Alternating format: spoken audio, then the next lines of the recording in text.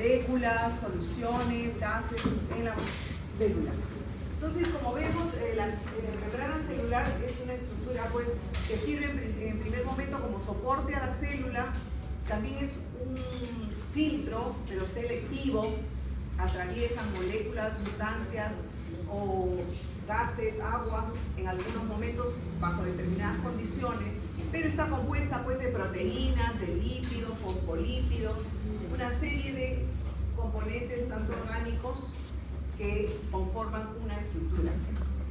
Entonces, vamos a hablar primero de los receptores que están presentes en la membrana celular. Los receptores son proteínas especializadas y van a servir de nexo entre el extracelular y el intracelular. A su vez también el intracelular, en algunas condiciones, con el extracelular. Hay de varios tipos. Vamos a estudiar algunos de ellos. En primer lugar, vamos a hablar sobre los receptores acoplados a la proteína G, denominados heterotriméricas. Este es un receptor muy importante que se va a encontrar en todas las membranas celulares y tienen funciones específicas. Les muestro a estas personalidades porque, miren la fecha, 2012. Recién en 2012 se ha dado el premio Nobel y se ha reconocido el trabajo de investigación y la información que han aportado esos trabajos al conocimiento, ¿no?, de las funciones, en este caso de las células para el transporte y la señalización de los estímulos para los distintos mecanismos químicos o reacciones químicas que se tienen que producir. Son el investigador Lewkowicz y Kobilka, que han obtenido, son médicos, uno de ellos cardiólogo bioquímico y el otro médico, fisiólogo, biólogo molecular, que han obtenido el premio Nobel de Química en el año 2012, que es ahorita, o sea, es en nuestra era. Entonces, ellos han descrito muy bien estas proteínas que vamos a estudiar. Esos receptores de membrana se encuentran en la superficie celular y son una porción importantísima en la señalización, que vale decir la comunicación intra y extracelular. Están unidas, juegan muy cercanamente con un nucleótido, el guanosin difosfato, que se encuentra ubicado en esta porción alfa. Vale decir que este receptor tiene dos partes. Estas dos partes, que son hélices, componen de 7, y esta molécula que tiene 3 tipos principales, siendo el alfa el que está unido al guanosin, y es que en esa unión se van a producir una serie de reacciones para los resultados y los efectos que se tengan que tomar en cuenta. Aquí hay un esquema bastante sencillo. Dijimos que toda aquella molécula que estimula esta proteína se llama ligando, y que pueden ser de muchos tipos.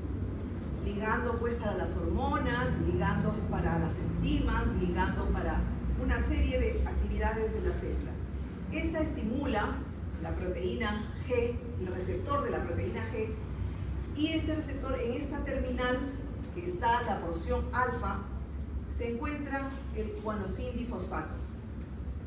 Este guanosin difosfato sufre una adición de fosfato y se forma el guanosin trifosfato. Un fosfato se une y esta proteína, esta fracción de la proteína está unida al trifosfato, va a producir una serie de estímulos internamente en la célula.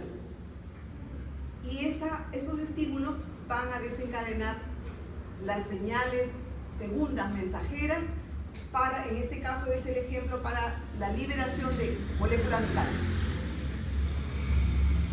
Perdón, disculpen, un minutito. ¿Cuál es su apellido? ¿Se ha estado presente en la lista? ¿Sí? Aquí, un poco más ampliado el caso, está el receptor de la proteína G, la molécula compuesta por esas 3 variedades, el guanosin, la guanosin difosfato, que es el que está adherido, gana un fosfato, se transforma en trifosfato, o sea que está la proteína G activada. Esta a su vez va a actuar en la membrana con otras proteínas para efectuar como segundo mensajero, en este caso la eliminación de los iones correspondientes. Son de dos tipos las proteínas G, monoméricas y heterotriméricas.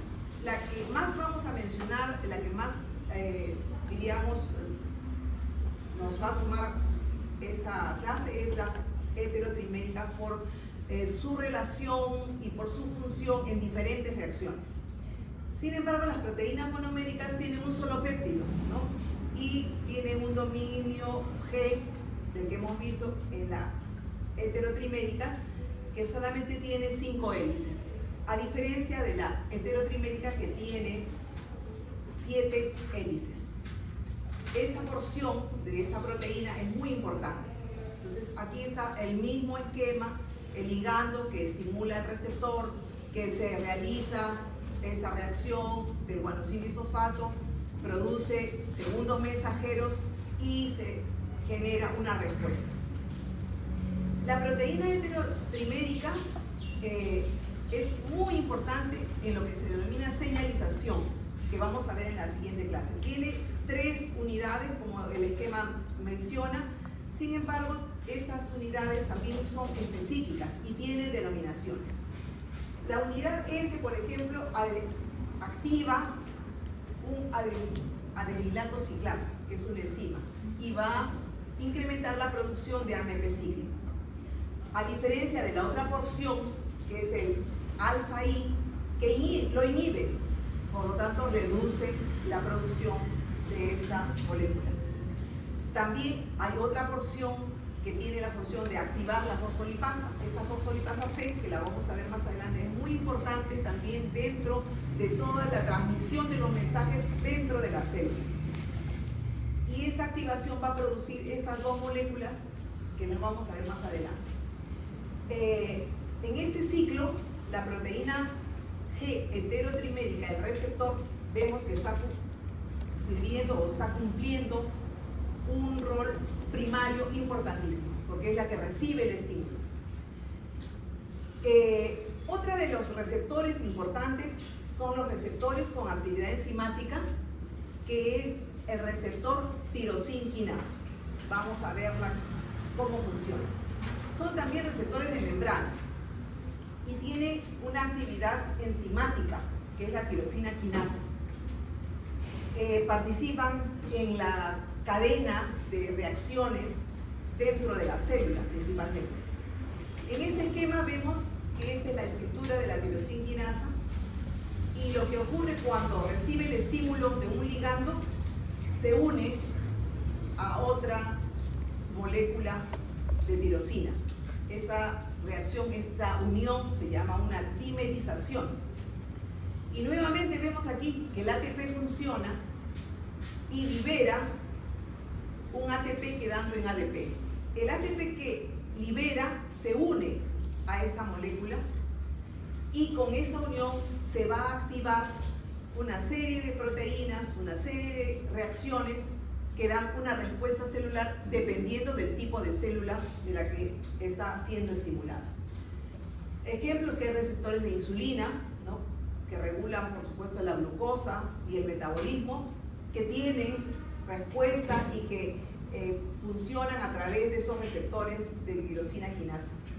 O también receptores con factores de crecimiento en diferentes tejidos. El EGFR es un factor de crecimiento del endotelio. El PEGFR, por ejemplo, para el endotelio vascular, factores de crecimiento para que se regeneren las células.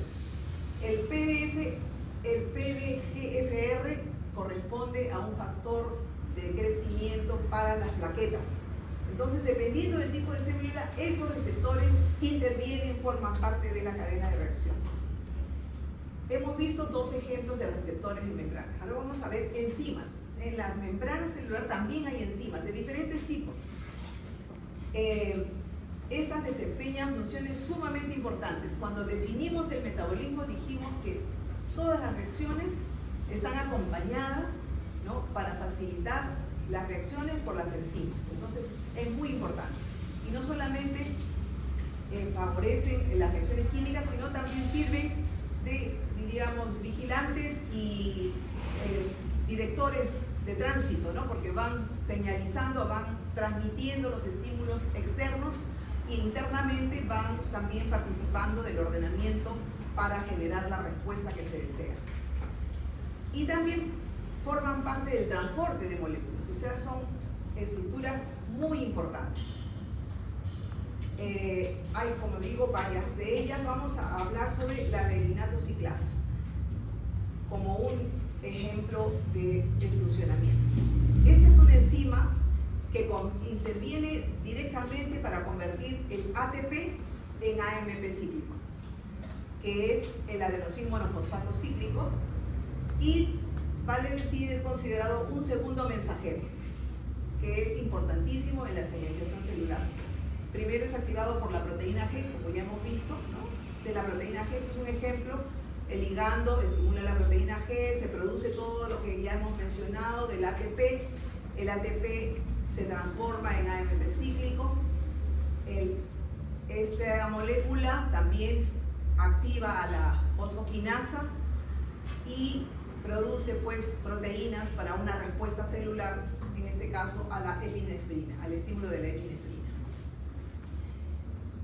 Acá hay ejemplos que intervienen en el metabolismo del agua, en la regulación cardíaca con la estimulación de la adrenalina. Entonces el adenylato ciclasa es también una molécula muy importante. Es un mensaje que quería yo transmitirles en el sentido de que estamos aquí estudiando, tenemos que aprovechar esta etapa del aprendizaje, ¿no? Y miren este gran luchador social, miren lo que dijo, que es vigente hasta hoy, por lo menos considero que es vigente, ¿no? Vive como si fueras a morir mañana, pero aprende como si fueras a vivir para siempre, porque el conocimiento nos abre las puertas, ¿no? Entonces vamos a seguir con la siguiente clase, que nos habla.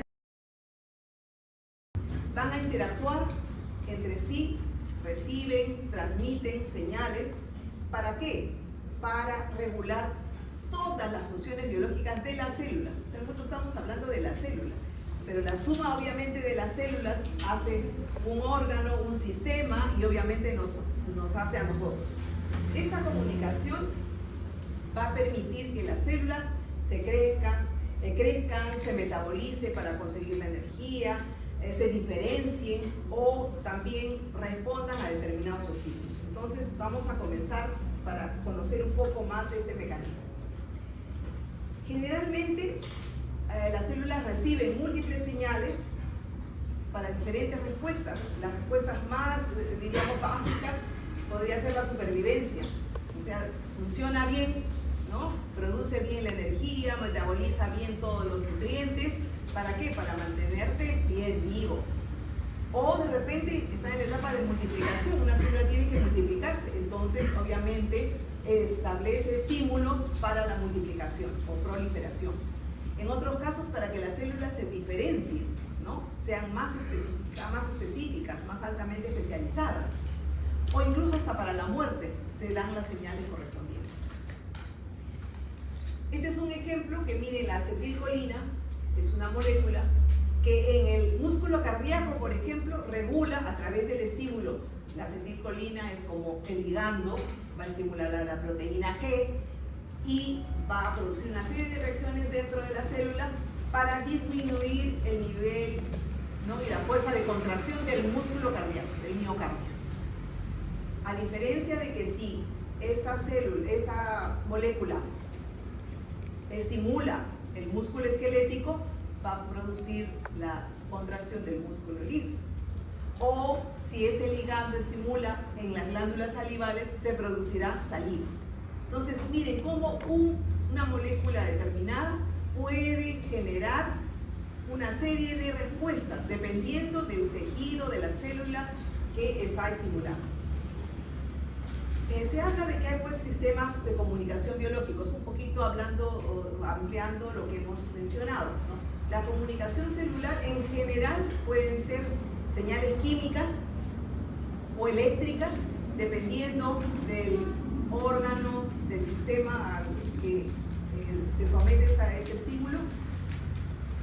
En el sistema nervioso es una comunicación distinta, es una comunicación eléctrica, ¿no? El estímulo eléctrico de la sinapsis, de las dendritas y de las neuronas, ¿no? Por ejemplo, esta comunicación es muy rápida a los estímulos. Y también hay otro tipo de comunicación, es el sistema endocrino, que va a través del torrente sanguíneo, ¿no? Las hormonas, estimulando a las diferentes células en determinados órganos y sistemas, por lo tanto es más lento, sin embargo el efecto es más duradero. Entonces, estos son algunos tipos de comunicación. Sin embargo, volviendo a las células, ¿cómo se comunican las células? Las células se comunican cuando viajan a través de la sangre, lo que estamos mencionando, que por ejemplo la insulina, o sea, la insulina, se llama una relación endocrina. O sea, es una célula que tiene una relación endocrina en general con los tejidos. ¿Cuándo se denomina paracrina? Cuando las señales son entre células cercanas. Por ejemplo, acá los factores de crecimiento, cuando hay una lesión de la piel, simplemente nosotros, las células comienzan a trabajar para que se repare la piel y son las células de esa zona de la lesión. Entonces, es una señal cercana. Autocrina, cuando las células responden a su propia señal. Ellas mismas, ¿no?, se estimulan para la proliferación, por ejemplo, celular. En el cáncer, las células se proliferan enormemente a sí mismas y el tumor crece o incluso manda células a distancia para las metástasis, ¿no? Entonces, este tipo de comunicación promueve la multiplicación celular. El otro modo es la comunicación yuxtacrina. Es la comunicación cuando están las células cercanas en contacto, ¿no? Para este caso, hablan del notch en el desarrollo celular. Cuando hay un desarrollo celular, tienen que estar cerquitas, juntas, membrana a membrana. Y el otro tipo de comunicación es la sináptica, en que las señales pueden ser eléctricas, como dijimos, pero también por neurotransmisores. Hay sustancias, moléculas que generan esos estímulos, como el hecho de la dopamina.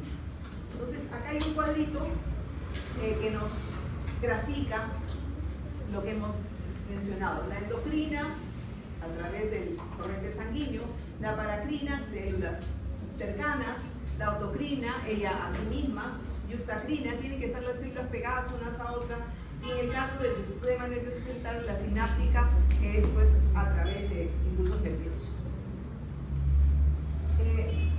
Sintetizando, esta señalización celular conforma un proceso de transducción de señales. Vale decir que en un primer momento se envía una señal, un estímulo, que es, como dijimos, el ligando, que es un estímulo extracelular. ¿Dónde estimula? ¿En qué parte de la célula se estimula? ¿En qué parte? En la membrana celular, porque ahí está la proteína G. ¿Sí o no? Ahí está, este es el esquema, ahí estamos repasando, estamos consolidando la información. Este estímulo es ingresado dentro de la célula, en donde se desencadena una serie de reacciones con una serie de moléculas, de elementos, que son las proteínas señalizadoras intracelulares, que ahora vamos a ver ejemplos más adelante. Y por último, después de todas estas reacciones internas, según las células, según el tipo de célula, vamos a tener como resultado un efecto que es producido por determinadas moléculas proteicas. Entonces, la presencia de esta señal produce cambios internos dentro de la célula para iniciar una serie de mecanismos, reacciones sobre todo, y generar una respuesta. También se le llama una cascada de señalización. Muy bien. Aquí, nuevamente, para reforzar la idea, los ligandos son las moléculas que inician la señal. Aquí está el ejemplo, el ligando, que está, en este caso, está estimulando ¿qué molécula que hemos visto? ¿RTK cuál era? Muy bien, la tirosinquinasa. Está estimulando la tirosinquinasa, se unen las dos moléculas y se produce la fosforilación, o sea que manejo de fósforo. Este fósforo se pega a la estructura de la tirosinquinasa y comienza la cascada para otras reacciones químicas internas y luego producir pues los resultados. Cuando este segundo momento en que se transforma y señaliza también o manda el mensaje, ¿no? Este cambio se llaman segundos mensajeros, que ahora vamos a ver posteriormente. Entonces ya hemos visto los receptores, estamos viendo los segundos mensajeros y ya lo hemos mencionado también, que era por ejemplo el AMP cíclico, ¿no? Que se había obtenido en alguna reacción anterior. Hay también proteínas pues, de señalización que estamos también mencionando, y al final lo que se produce es una respuesta. Toda esta, desde el estímulo, tocan la puerta y bueno, adentro una serie de acciones y un resultado para la célula, que tiene que ver con el metabolismo propiamente, con el crecimiento, la proliferación, la expresión genética, con todas las actividades celulares que podamos tener nosotros en la vida de la célula.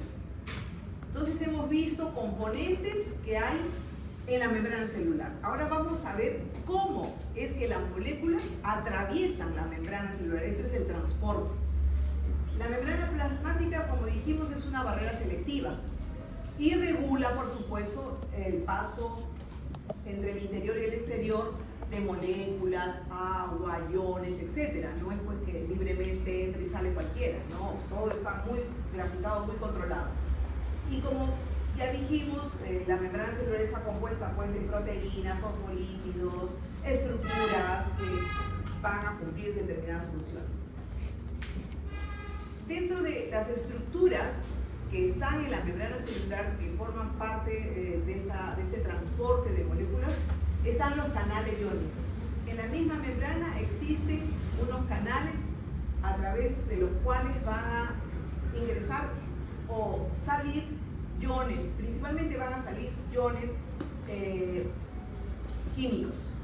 Normalmente están cerrados, se abren casualmente a los estímulos que reciben, dependiendo del estímulo. Entonces van a dejar salir sodio, potasio, calcio, etc. Luego hay unas estructuras proteicas que son las que reciben las enzimas. Entonces, como ustedes ven, hay diferencia, o sea, no es que entran y salen por cualquier lado, no. Hay una estructura específica para cada molécula. Y obviamente los receptores acoplados a la proteína G que ya hemos visto, ¿no? Son tres principales, hay otros más por supuesto, pero que bueno, nos vamos a fijar en ello. ¿Cómo se realiza este transporte a través de la membrana? Hay varias modalidades. En grande es un modo pasivo y un modo activo. Ya habíamos mencionado en la clase, ¿no? Que cómo era el pasivo, el transporte pasivo o el ingreso, el movimiento de moléculas, líquidos, iones, cómo era en una primera instancia este mecanismo. Era espontáneo, ¿no? Y había otro en que era que necesitaba ser facilitado, ¿no? Que necesitaba utilizar el ATP. Entonces, esos dos grandes grupos se dividen, uno pasivo y otro activo. Vamos a hablar, este es un resumen grueso de la difusión del transporte pasivo y del transporte activo. En el transporte pasivo hay una difusión simple, que generalmente se realiza este transporte líquidos, gases, y se comporta en función a la gradiente de concentración. Entonces se realiza espontáneamente. Sin embargo, esta misma difusión pasiva, en algunos casos, requiere de algunas proteínas, ¿no? De algunos canales especiales que le permitan el pase, el ingreso, por decir, a la célula. Y son unas proteínas portadoras o transportadoras, o proteínas de canal, también es otro tipo. A diferencia de lo que habíamos mencionado, el transporte activo, en que no necesariamente yo voy a respetar o mantener la gradiente de concentración. Aquí hay más moléculas y acá hay menos moléculas. Entonces, generalmente la gradiente de concentración deja el paso de mayor concentración a menor concentración. En el caso del transporte activo, no necesariamente tiene que presentarse o mantenerse esta gradiente de concentración, no, porque las moléculas hacen uso del ATP y pueden ir contra la gradiente de concentración. Vamos a mirar aquí con un poquito más de detalle cada uno de ellos. Entonces, en la difusión pasiva simple, las moléculas se mueven, ¿no?, por la gradiente de concentración de mayor a menor, y principalmente son los gases o los líquidos, sin necesidad de ninguna ayudita, ¿no? Aquí vemos el extracelular, la membrana plasmática, la intracelular y el paso acá bidireccional de las moléculas. Y lo que dijimos, la difusión facilitada, es que las moléculas cruzan, ¿no?, la membrana, pero con estas proteínas transportadoras que facilitan pues su pasaje. Un ejemplo son los canales iónicos, que también los habíamos visto dentro de los tipos de estructuras transportadoras, o las mismas proteínas transportadoras, ¿no?, que facilitan en algunas situaciones, en algunos casos, el paso de las moléculas. Y también un transporte pasivo es la ósmosis. Yo creo que ese es un principio químico, ¿no?, de permeabilidad. Sin embargo, en la membrana celular existen unas aquaporinas, que son unas proteínas que mantienen el equilibrio hídrico de la célula, intra-extracelular, o viceversa. Entonces, cuando el ambiente es hipotónico, ¿no?, el ambiente intracelular es hipotónico, jala agua del extracelular. Cuando hay un equilibrio entre el agua interna y el agua del entorno, es una situación equilibrada isotónica. Y por último, cuando existe un entorno hipotónico, hay una salida del agua de la célula hacia el exterior y hablamos de una situación hipertónica. Entonces se mueven las moléculas dependiendo de la concentración de los solutos. Esa era la parte del transporte pasivo. Vamos a ver ahora el transporte activo. Funciona principalmente las bombas, el cotransporte y el transporte en masa. El transporte activo significa que las moléculas se van a mover en contra, no necesita la gradiente de concentración a favor, y para ello utiliza el ATP. Ya hemos repetido y repetido y repetido. En un ejemplo básico importante es la bomba de sodio y potasio. Este transporte activo, utilizando el ATP, permite que salgan 3 iones de sodio y permite por el ATP el ingreso de 2 moléculas de potasio. En el caso del calcio también es igual, permite la salida, que puede ser sola o intercambiando con otro ion. Generalmente calcio actúa solo porque tiene también funciones muy importantes en otras reacciones. Y el transporte activo secundario, que va a utilizar la gradiente de los iónicos del transporte activo primario, hay de 2 tipos. Una en la que se transportan 2 sustancias pero en la misma dirección. Entonces vale decir que sodio y esta molécula ingresan, por ejemplo, a la célula y son las 2 que se están movilizando del extra al intracelular. A diferencia del antiporte, en que da la capacidad a la célula de permitir el ingreso y salida a la vez de 2 moléculas distintas. No son las mismas, son diferentes. Y el transporte en masa tenemos varios tipos. La exocitosis, cuando hablamos de vesículas que expelen, que expulsan hacia el exterior una serie de sustancias o moléculas, como es el caso de las hormonas, los neurotransmisores, que se engloban en vesículas para salir fuera de la célula. En algunos casos tienen la necesidad de algunos receptores en la membrana para que faciliten la salida de las vesículas. En el caso de la endocitosis es al revés, el ingreso de moléculas del exterior al interior de la célula. Los casos característicos de la fagocitosis, en la respuesta inmune, ¿no? Tenemos un nuestro organismo y las células inmunes comienzan a fagocitar los virus, las bacterias que podamos tener como respuesta inmune, ¿no? Entonces esa es una respuesta celular y un transporte de lo que está, de partículas sólidas o grandes extracelular hacia el intracelular.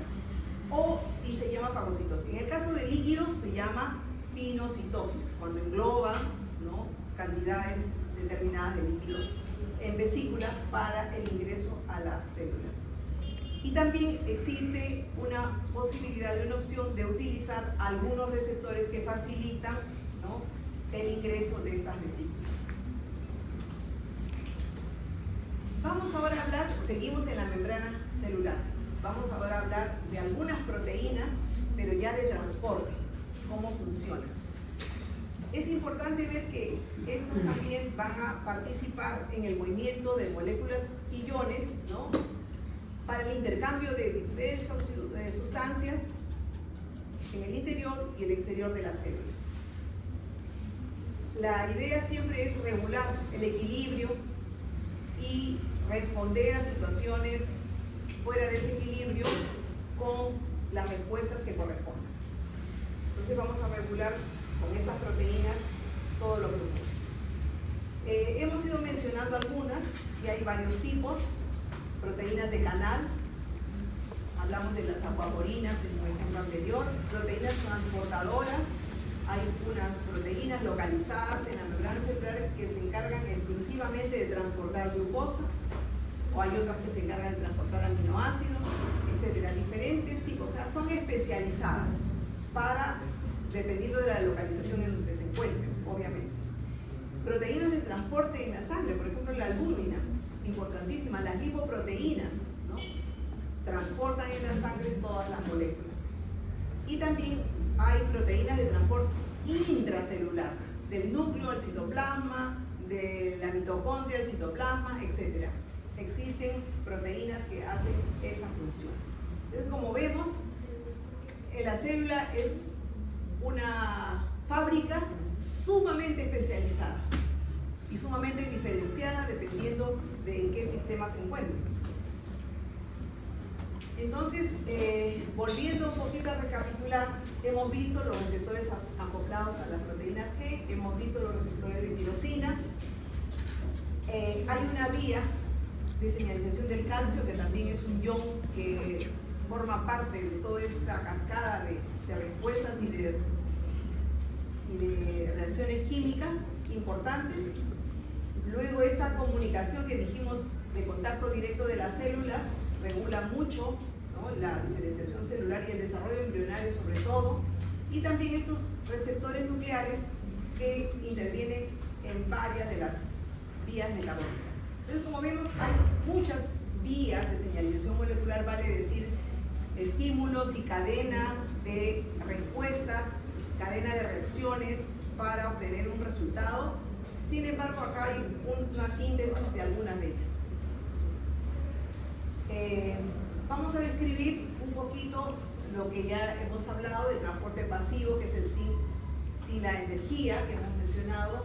Y estos canales iónicos se van a repetir también a través del curso, de varios temas, porque juegan un rol importante en el transporte, pues, de los iones que intervienen en las reacciones.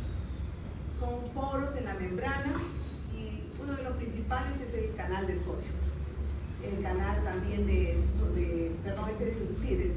sodio, de potasio, de calcio, son canales muy importantes que intervienen, pues, en todas las funciones que podamos nosotros, que tenemos en nuestro organismo.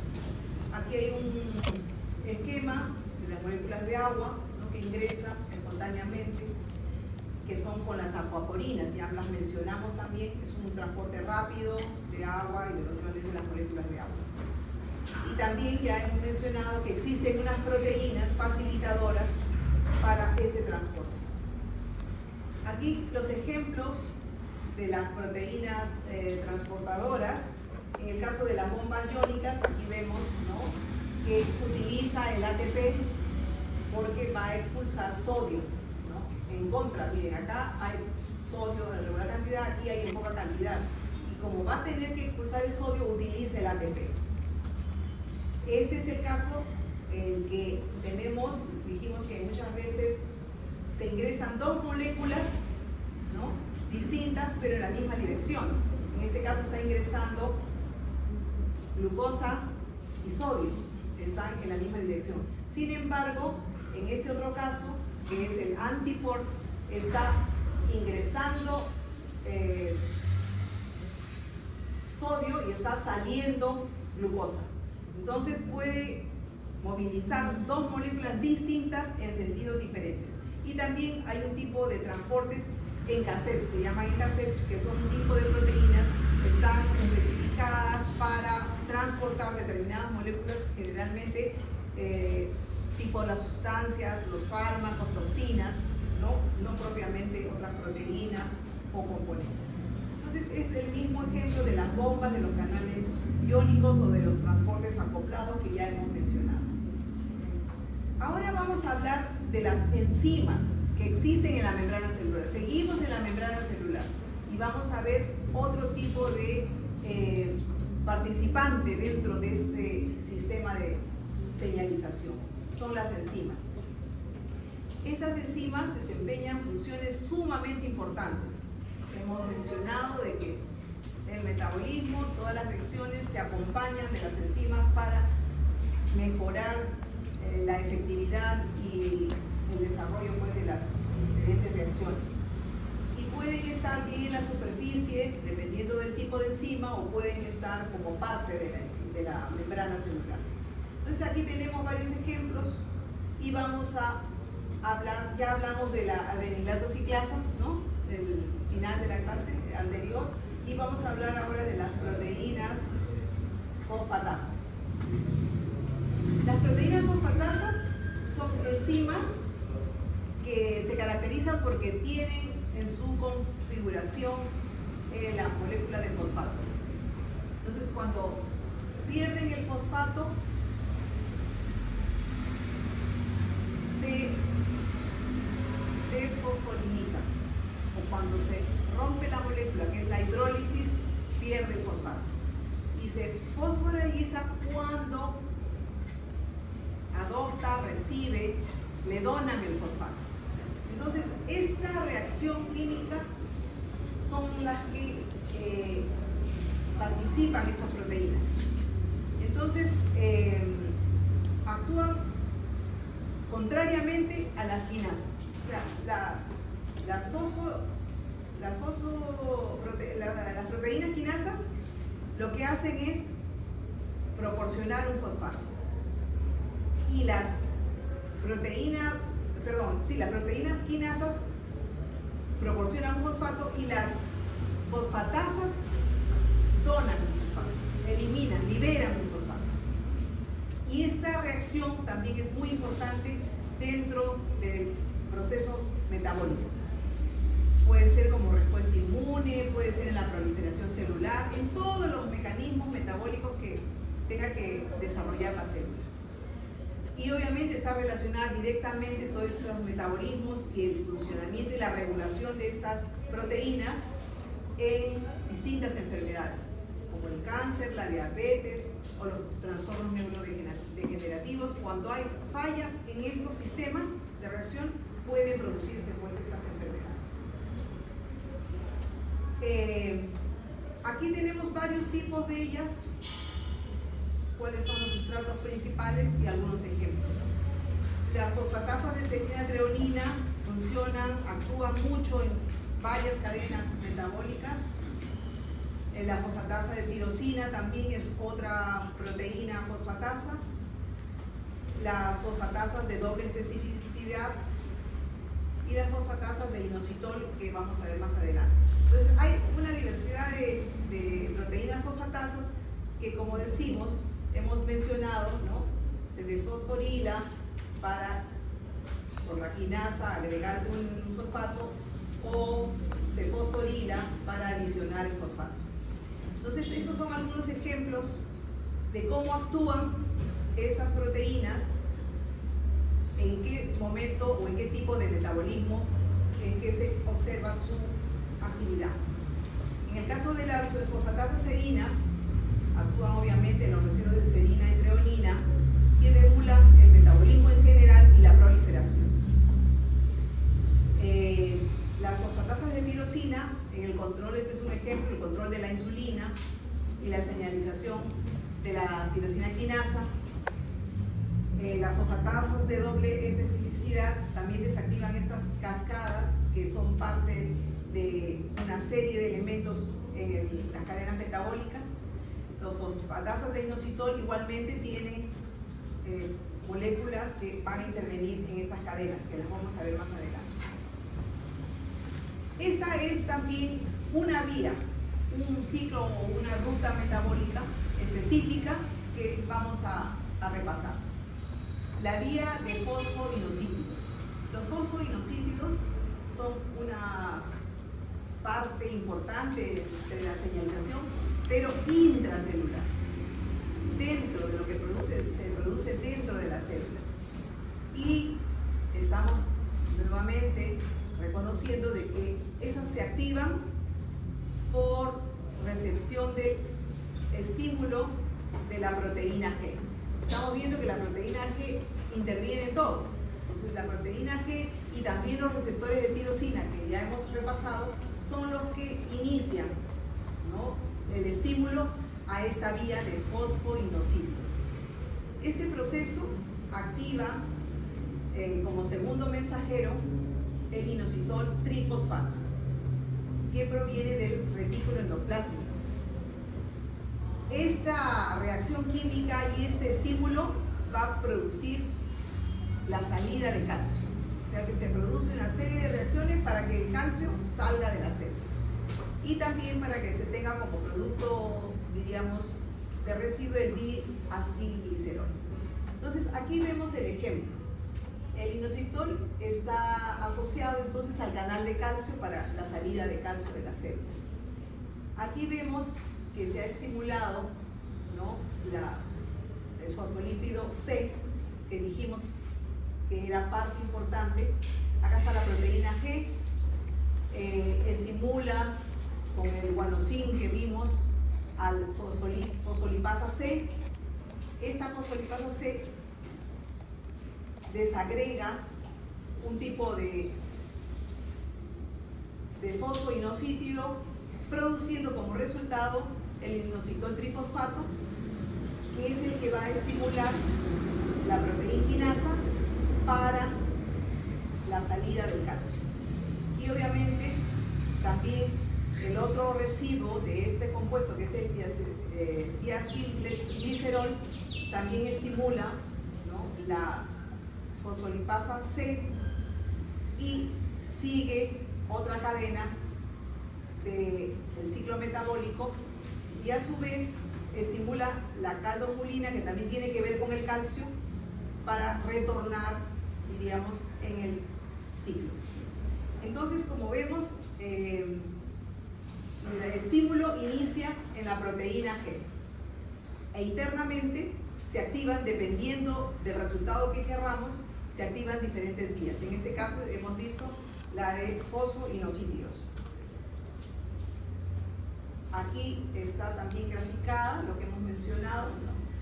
Está ligando la proteína G, la fracción Q del guanosin, que también a la par estimula con la tirosin quinasa a la fosfolipasa C, y aquí está el desdoblamiento del inositol trifosfato y el diacilglisol a partir del fosfatidil inositol 4,5 difosfato.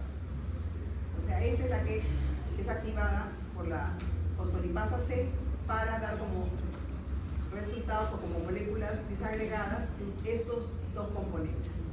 Y a su vez, el inositol trifosfato es el que va a estimular internamente y se va a unir al receptor para la producción o la salida del calcio intracelular. O sea que es una activación de proteínas en cadena, como dijimos, es toda una secuencia para un resultado determinado. Este es el es la fórmula química, ¿no?, del fosfodiacetol 4,5-difosfato que se desagrega, ¿no?, en estas dos moléculas.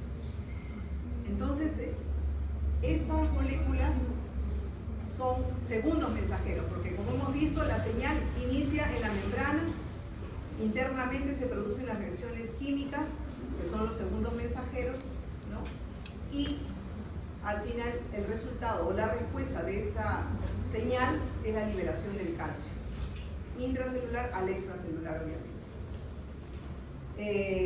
Y obviamente el calcio periféricamente ya va a actuar en el lugar que corresponda, ¿no?, según el estilo. La otra molécula o la otra fracción que también se encuentra en la membrana y que son transportadoras, existen pues proteínas que permiten manejar la glucosa, la entrada de glucosa sobre todo, y hay varios subtipos que están ubicadas en diferentes zonas del organismo. Son esenciales pues para el metabolismo y la regulación de la glucosa, y cada una actúa, como digo, en determinados órganos. Por ejemplo, aquí miren, la variedad GLUT1 está en todos los tejidos, especialmente en el cerebro. El GLUT2 está en el páncreas, en el hepatocito. El GLUT3 también está en el cerebro, en el líquido cefalorraquídeo. El GLUT4, el líquido y tejido adiposo. El GLUT5 en el intestino delgado. Y ahí está la descripción prácticamente de toda nuestra localización orgánica y la presencia de este transportador de glucosa. Claro, la glucosa nos alimenta en todas las células del organismo. La diabetes 2 se le relaciona que hay algún problema en la variedad GLUT4, ¿no?, a nivel de tejido adiposo posiblemente. Y como dijimos desde el inicio, la bioquímica sigue estudiando y sigue dándonos información. En el caso de las moléculas 1 y 3, están viendo el manejo de estas moléculas para el cáncer. Entonces, tal vez tengamos algunas novedades. Aquí un resumen, ¿no?, que menciona también las localizaciones y la función principal de 5 de los 14 que hemos visto. Esta es otra molécula que facilita el transporte. Seguimos en el transporte. Estas moléculas transportan bien directamente la molécula, pero a través de canales. O sea, los canales son de varios tipos y son las que facilitan el transporte de diversas moléculas. En el caso de los ionóforos, se habla que, por ejemplo, moviliza cationes. En el caso de medicamentos, porque hay ahí una función en el transporte del potasio con este medicamento. En el caso cuando forman poros, que es otra estructura, ¿no?, en la membrana transportadora, este poro crea el canal y que permite los iones, pero también en determinadas moléculas como la gramicidina. Y este es un ionóforo ya etiquetado con nomenclatura numérica para el caso de los movilizadores de calcio. El calcio también, como dijimos, es un ion sumamente importante. Creo que hemos visto algunos ejemplos, alguna porción de las estructuras de la membrana y la función de las proteínas también que forman parte de la membrana y forman parte de esta vía de señales y cascadas de respuestas. Tenemos que ver que todo ello en parte es para conservar un equilibrio en la célula, de lo que ingresa y de lo que sale. Entonces el equilibrio celular se refiere pues a un balance intra-extracelular de todos los productos, ¿no? Difícil que se alcance el equilibrio porque, por ejemplo, ahorita de repente estamos atendiendo, ¿no?, nuestro sistema nervioso central, nuestra memoria o nuestra visión está en atención, por lo tanto ahí hay tal vez un consumo de energía mayor, ¿no? Si estuviéramos haciendo ejercicio, bueno, también hay otras condiciones que requieren que nuestro organismo esté generando mucha energía para el ejercicio, ¿no? Y así sucesivamente. O si estamos en el momento del refrigerio, ¿no? Igualmente está selectivamente diseñado el funcionamiento. Por ejemplo, la glicólisis y la respiración celular, eso es constante. Que incremente o que se inhiba es un tema, pero es permanente, no es que deja de funcionar, ¿no? Las células tienen que vivir, tienen que generar, respirar y generar energía. Luego la síntesis y la degradación de proteínas también de manera permanente porque están en todo el organismo.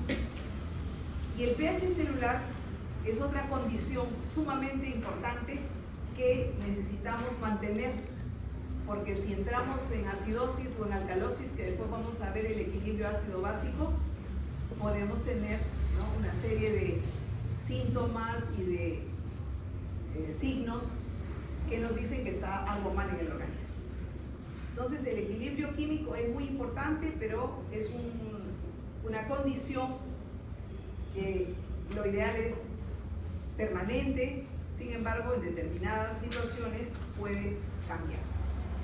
Hay algunos factores o aspectos que alteran o intervienen en el equilibrio químico, como es la concentración propia, pues, que hay de las diferentes moléculas en las células, ¿no? Porque las células siempre tratan de mantener un equilibrio con el transporte interno o externo de lo que ya hemos estado analizando y repasando.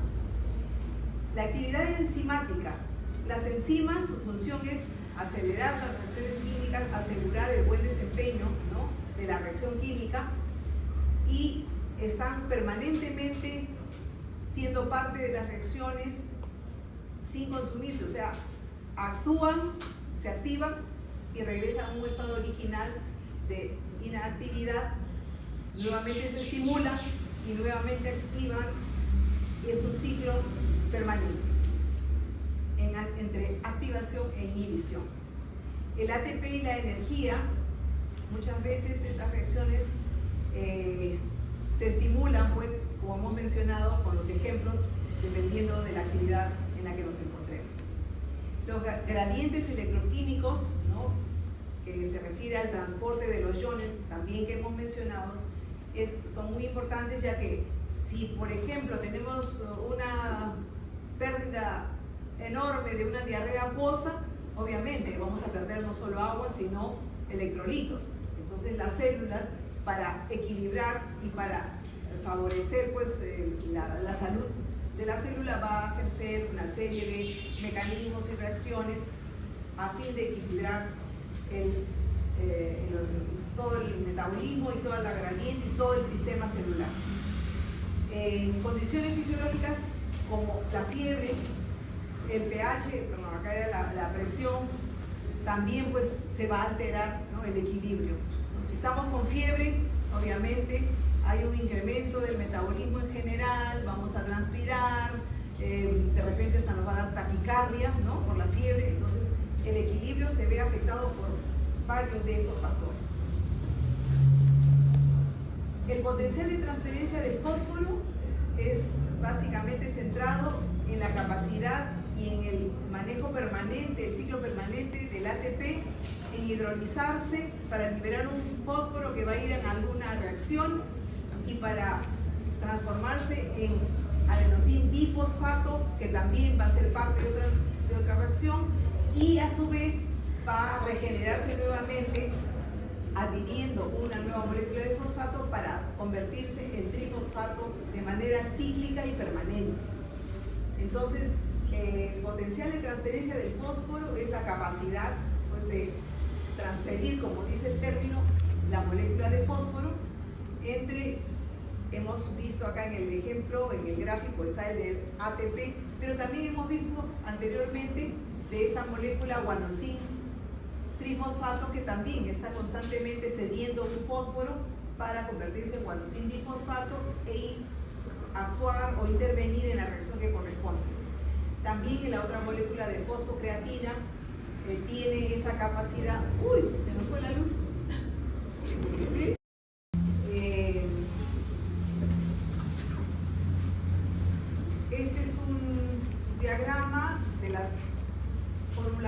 químicas de la serina y la treonina, cómo se transforman por la proteína sinasa desde la serina, el ATP, en ADP. ¿Por qué? Porque libera un fósforo que se pega a la molécula de serina y resulta el fosfoserina. Y en el caso del ejemplo de la treonina, la fosfotreonina es la molécula química que tiene el fósforo, por una proteína fosfatasa, pierde este fósforo y se transforma en treonina.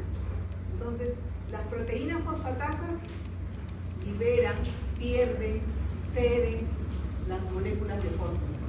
Y las proteínas sinasas o quinasas son las que donan las moléculas de fósforo. Este es un ejemplo de la fosforilización de las proteínas a través pues, de la pérdida o la recepción de la molécula fosfato. Este es un diagrama de lo que hemos visto, ¿no? Estas moléculas de serina, treonina y tirosina por las quinasas están, diríamos, listas para recibir una molécula de fósforo en estos terminales, y aquí están las moléculas de fósforo, ya son moléculas de serina, treonina y tirosina fosforiladas. El adenosíntrifosfato, volvemos a mencionar o a repetir, esta es la ecuación química, un diagrama. Tiene pues su principal función en la energía. Ya estamos súper informados de la importancia del ATP. Almacena y transfiere la energía. En este diagrama, por los colores, ven las diferentes moléculas que conforman la estructura del ATP. La base de adenina es la que tiene nitrógeno, la base de la ribosa es el azúcar con los carbonos, y la base de los grupos fosfatos que están unidos por enlaces que son los que producen energía. La ruptura de los enlaces de fósforo son los que donan, ceden o dan la energía de las moléculas para uso, la intervención en la reacción química que corresponde. Entonces vamos a mirar aquí el ciclo que dijimos es constante, permanente. Hay una transformación ganando diferentes moléculas de fosfato cuando solo tiene una, cuando gana otra difosfato, cuando gana otra trifosfato, y a la vez en determinadas reacciones químicas pierde un fósforo o pierde otro fósforo y se van formando estas moléculas. Se regenera constantemente, sobre todo en la respiración celular que se realiza en la mitocondria. Este es bien importante, hacer una diferenciación entre el tipo de enlace que tiene esta molécula, ¿no? El enlace fosfoéster es un enlace que une el grupo fosfato o un grupo OH a la molécula de azúcar. Si retrocedemos,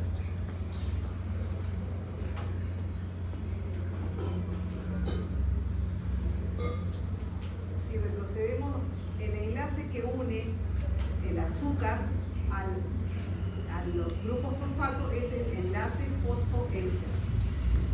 Y los enlaces que unen cada molécula de fósforo es el enlace fosfoamídrido. ¿Por qué es importante conocer este tipo de enlaces? Porque según ellos vamos a ver la generación de energía. En este enlace, que es entre el grupo hidroxilo que hemos visto y el azúcar, es diferente con el otro enlace porque este es entre los fosfatos. La energía que almacena este tipo de enlace es baja, a diferencia de este otro tipo de enlace que es la que tiene una alta concentración, una alta carga de energía, y por eso es que cuando se rompe es que va a liberar muchísima energía.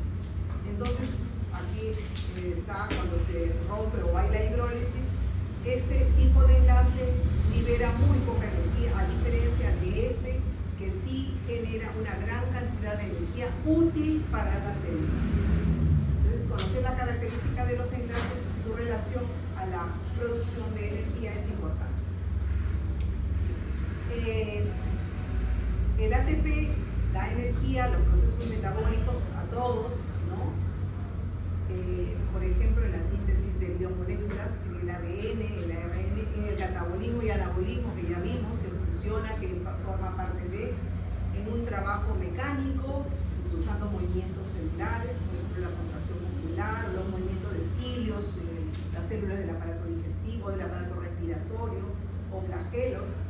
El transporte también sirve como transporte de ciertas moléculas, porque activo dijimos, ¿no? Que es un transporte que necesita energía, que se tiene que facilitar, entonces también interviene ahí, porque permite transportar las moléculas, ¿no? A través de las membranas, los ejemplos que ya hemos visto, también forma parte de la señalización celular. Entonces, como vemos, esta energía participa en todos los procesos.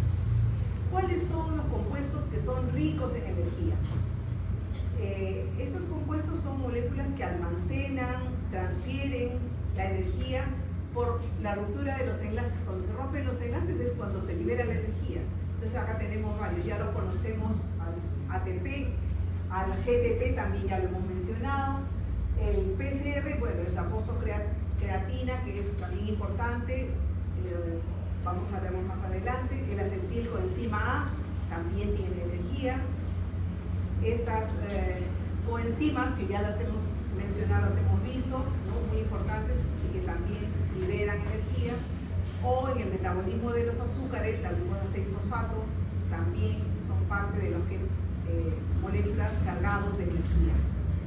Por lo tanto, desempeñan pues una función sumamente importante en todos los procesos metabólicos de la célula.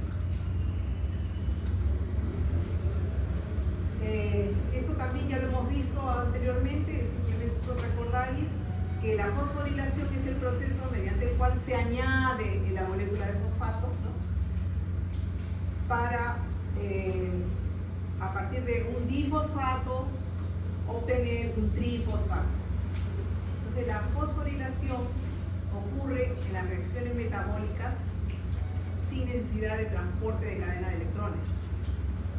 Glucólisis, ciclo de Krebs son las rutas metabólicas significativas, importantes, en donde se produce esta fosforilación. Y la fosforilación oxidativa también ya la hemos visto, ¿no? Cuando un componente, una molécula se oxida, utiliza la cadena de transporte de electrones, se realiza dentro de la mitocondria. Hemos visto que un producto está oxidado cuando cede sus electrones, ¿cierto? A diferencia de un producto reducido cuando ha recibido los electrones. Entonces, este ciclo de transferencia de electrones principalmente lo hemos visto tanto en el NAD como en el FAC, y pues forma parte de muchos ciclos metabólicos. También esta fosforilación genera una energía que va acompañada de protones, o sea, la molécula H, cuando hay recepción o sede de electrones, también acompaña la molécula de protones, que es la H. Entonces se genera una gradiente, ¿no? Que activa una enzima sintasa ATP que ayuda pues a la acción de esta transferencia y de esta transformación de ADP en ATP. Bueno, hemos terminado con